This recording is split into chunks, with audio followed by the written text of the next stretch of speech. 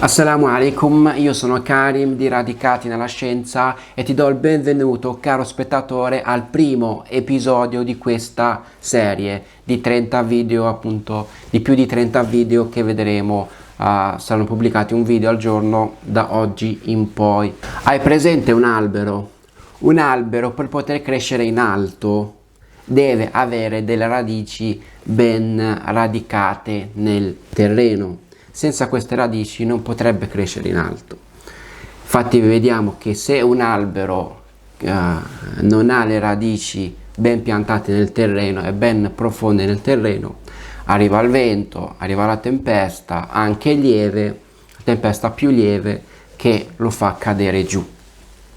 Oppure possiamo vedere anche un altro albero che sì ha le radici ben profonde nel terreno, però il terreno su cui è radicato appunto un terreno non affidabile, un terreno non solido, un terreno molto morbido che non è solido. Quindi vediamo che anche in questo caso qua arriva il vento, arriva la tempesta, anche lieve, e lo fa cadere giù. Qual è invece l'albero che non cade giù nonostante vento, nonostante tempesta, nonostante la bufera, neve, pioggia, grandine? Non cade giù. Qual è? È quello che appunto ha le radici ben piantate in un terreno solido, affidabile e forte. Affidabile. Appunto, avendo le radici su questo terreno si può crescere in alto.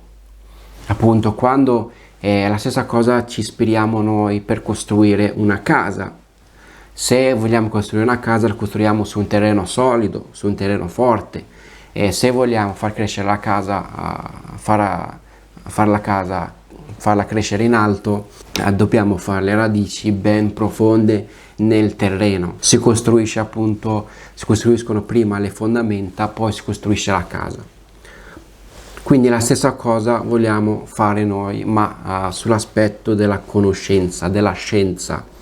Appunto, con queste serie di video costruiremo le basi per la conoscenza. Partiremo da zero o quasi, e avendo solo il metodo che vedremo nel prossimo video, che è un video molto importante, che è un video molto importante, che se capito quello forse si capisce la metà della serie. Lo scopo appunto della serie è quello di raggiungere la verità. Sì, si può raggiungere la verità.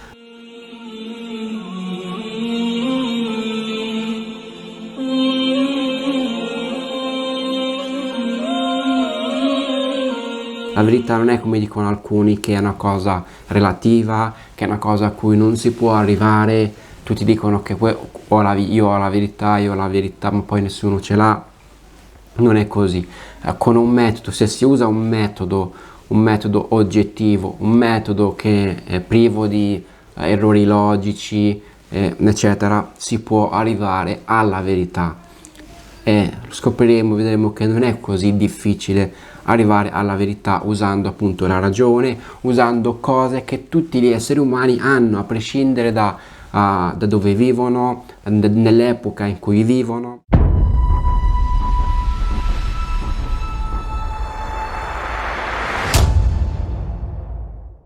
E a chi si rivolge questa serie? Questa serie si rivolge a tutti quanti, musulmani, non musulmani, cristiani, non cristiani, atei, non atei, a tutti quanti, perché tutti quanti appunto dobbiamo sforzarci in questa vita per raggiungere la verità, di raggiungere una certezza.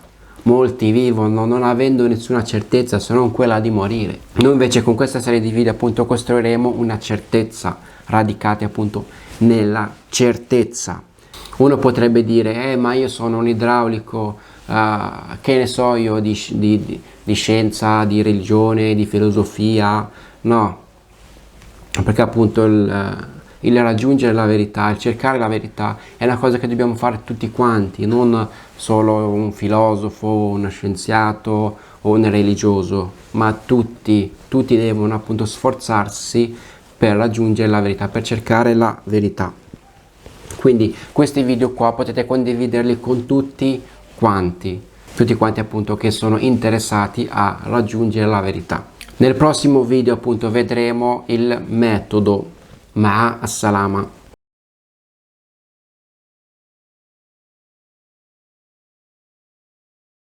In un mondo in cui l'uomo moderno è tempestato dalla tempesta, noi aspiriamo ad essere radicati nella scienza.